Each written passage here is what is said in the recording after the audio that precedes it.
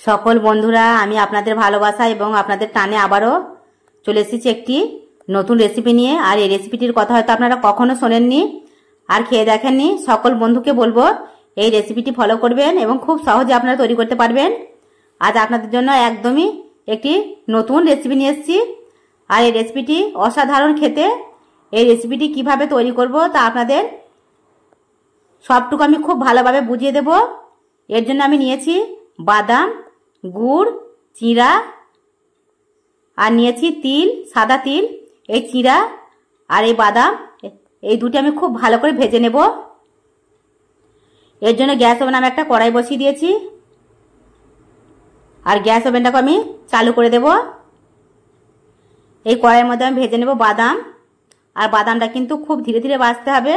Gas ওভেনটা যদি জোরে দিয়ে দেন তাহলে কিন্তু বাদামটা পুড়ে যাবে আর ভালো করে ভাজা হবে না, নরম হয়ে থাকবে। সেই কারণে বাদামটা আমি খুব ধীরে ধীরে ভাজবো। এই কড়াইয়ের মধ্যে আমি বাদামগুলো সব ঢেলে দিয়েছি। আমি এক বাটি বাদাম নিয়েছি আর এই বাদামটি ভাজা হয়ে গেছে। ধীরে ধীরে এটাকে আমি ঢেলে নেব আর ঠান্ডা করতে দেব। খোসাটা ছাড়িয়ে নেব ঠান্ডা করে। আর এই চিড়েটিকে আমি ধীরে ধীরে ভেজে নেব।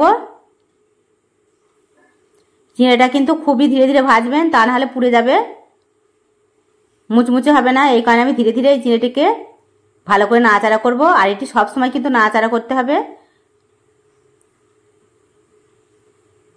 এইভাবে আমি ভালোভাবে নাড়াচাড়া করে বারবার এই চিড়েটিকে খুব সুন্দর করে ভেজে নেব। এই দেখুন চিড়েটা ভাজা হয়ে গেছে। এটিকে আমি ঢেলে ঠান্ডা করে নেব। আমি একটা ছাঁকনি নিয়েছি। এই ছাঁকনির মধ্যে এই চিড়েটা দেব। নিচে যদি কোনো গুঁড়ো থাকে তাহলে সেটা বার হয়ে যাবে।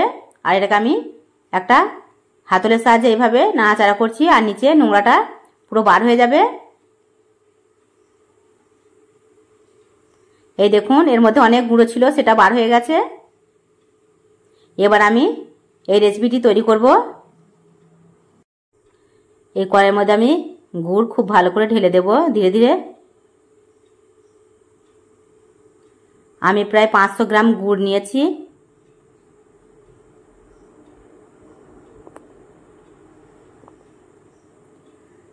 এই গুড়টি কিন্তু খুব ভালো করে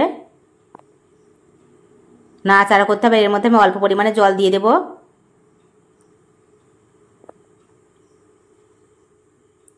ধীরে ধীরে এই গুড় দেখুন গলে যাবে একদম। গ্যাসের ফ্লেমটা কিন্তু আমি খুব ধীরে দিয়েছি আর ধীরে ধীরে এটাকে আমি নাড়াচাড়া করে অনবরত গলিয়ে নেব।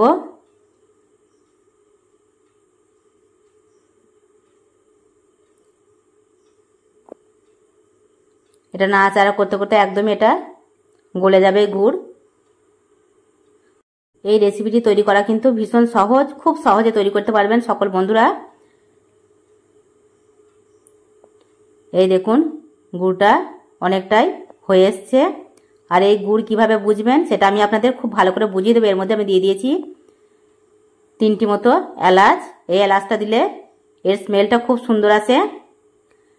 আর আমি তৈরি করব আজকে বাদাম, চিড়া এবং তিল দিয়ে গজা এবং নাড়ু, দুটোই বলতে পারেন। আমি দুটোই তৈরি করে আপনাদের দেখাবো।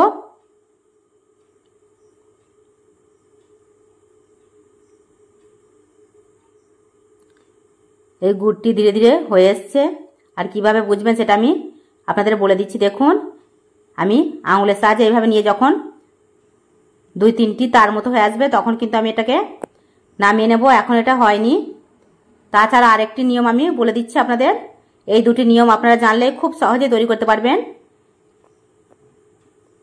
এই তিল, বাদাম এবং চিড়ের গজা বা নাড়ু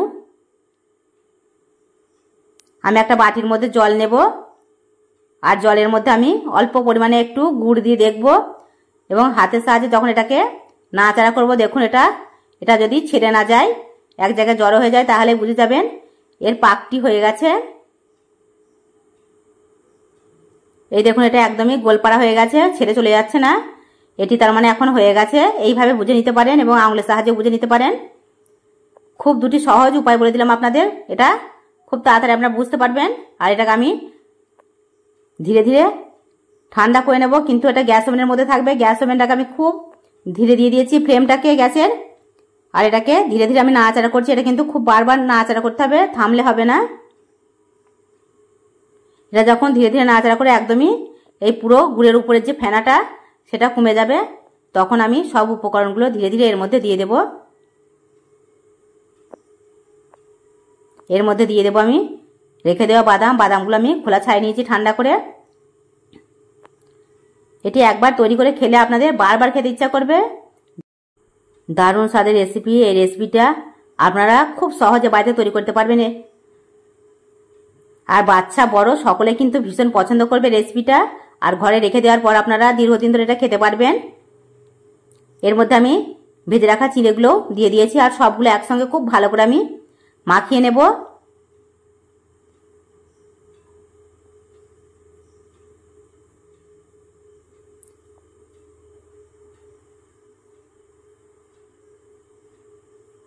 এটা কিন্তু বারবার নাড়াচাড়া করতে হবে, থামলে হবে না। সবগুলো একসঙ্গে এইভাবে বারবার নাড়াচাড়া করে মিশিয়ে নিতে হবে। আর দেখুন কত সহজ উপায়ে কিন্তু এই রেসিপিটি তৈরি হয়ে যাচ্ছে, এই দারুণ স্বাদের গজা এবং নাড়ু। এর মধ্যে আমি খুবই অল্প পরিমাণে লাল লবণ দিয়ে দিয়েছি। এই লবণটা দিলে টেস্টটা আরও ভীষণ বেড়ে যায়, সেই কারণে দিয়েছি। কিন্তু লবণের মাত্রাটা খুবই অল্প পরিমাণে দেবেন। মশলা চামচের হাফ চামচ মতো আমি লবণ দিয়েছি। আপনারা যদি বেশি পরিমাণে দিয়ে দেন তাহলে কিন্তু ভালো লাগবে না, যেহেতু গুড় নিয়েছি 500 গুড়, আর গুড়টাও কিন্তু অনেকটা নোনতা টাইপের হয়। এটা খাওয়ার পর বুঝতে পারবেন এটি খেতে কি দারুণ। না খেলে কিন্তু বুঝতে পারবেন না। সকল বন্ধুকে বলছি একবার তৈরি করবেন আর দেখবেন এই নিয়মে এই রেসিপিটি অসাধারণ লাগবে। এই গজাটা খেতে আপনারা হয়তো ময়দার গজা অনেক খেয়েছেন, কিন্তু সকল বন্ধুদের বলছে এই গজা হয়তো কোনোদিন আপনারা খেয়ে দেখেননি, এই প্রথমবার হয়তো খেয়ে দেখবেন। এই রেসিপিটা অবশ্যই একবার তৈরি করবেন আর খেয়ে দেখবেন। এটাকে আমি গ্যাস ওভেন থেকে নামিয়ে দেখুন হাতের সাহায্যে ধীরে ধীরে তৈরি করে নিচ্ছি। আর এটাকে একটু আমি লম্বা লম্বা করে নিচ্ছি। গজা যে ধরনের হয় সেই ধরনের আমি একটু লম্বা লম্বা করে নেব। আর যতটা পারবেন হাতের সাহায্যে এটা লম্বা করে নেবেন, কারণ যত লম্বা হবে তত কিন্তু এটা দেখতেও ভালো লাগবে আর খেতে খুব সুবিধা হয় এই ধরনের। আর আমি কিছু গোল গোল করে নেব, সেটাও আপনাদের দেখিয়ে দেব। আপনারা দুই ধরনেরই করে নিতে পারেন। আমি সবগুলো এভাবে ধীরে ধীরে করে নেব। আর আমি কিভাবে করছি সেটা খুব ভালো করে ফলো করবেন। এই দেখুন আমি কতটা লম্বা করে নিয়েছি। আপনারা যতটা পারবেন এইভাবে লম্বা করে নেবেন। আর এটা যখন রেখে দেওয়া হবে তখন কিন্তু এটা খুব টাইট হয়ে যাবে আর খেতেও ভীষণ মজাদার হবে। আর যেহেতু চিড়ে, বাদাম, তিল সবকিছুরই একটা আলাদা আলাদা টেস্ট আছে, আর সবগুলো যখন একসঙ্গে পড়বে তখন বুঝতেই পারছেন এটা কি দারুণ হবে খেতে। আর তৈরি করে না খেলে কিন্তু বুঝতেই পারবেন না এর টেস্ট কতটা। তাই সকল বন্ধুকে বলছি একবার তৈরি করে দেখবেন। একবার যদি আপনারা তৈরি করেন তাহলে কিন্তু আপনারা খুব সহজে এই রেসিপিটা তৈরি করতে পারবেন আর বাড়ির সকলে মিলে এটা খেতে পারবেন। আমি একটু হাতে করে এটা চেপে চেপে একটু টাইট করে দিচ্ছি। আর এটা যখন ঠান্ডা হয়ে যাবে তখন কিন্তু এটা আরো টাইট হয়ে যাবে। আমি যতটা পারছি হাতের সাহায্যে এটাকে লম্বা করে নিচ্ছি গজার আকারে। আমি সবগুলোই গজার আকারে করে নেব। শেষে অল্প কিছু নাড়ু তৈরি করে নেব গোল গোল করে। এই দেখুন আমি সবগুলোই করে নিয়েছি, একে একে কিছু নাড়ু তৈরি করে নিয়েছি আপনাদেরকে দেখানোর জন্য। আর এটা কতটা সুন্দর হয়েছে সেটা তো বুঝতেই পারছেন দেখে। আর খেলে কিন্তু এটা বুঝতেই পারবেন যে কি অসাধারণ একটি রেসিপি। গজা, তিল, জিরা এবং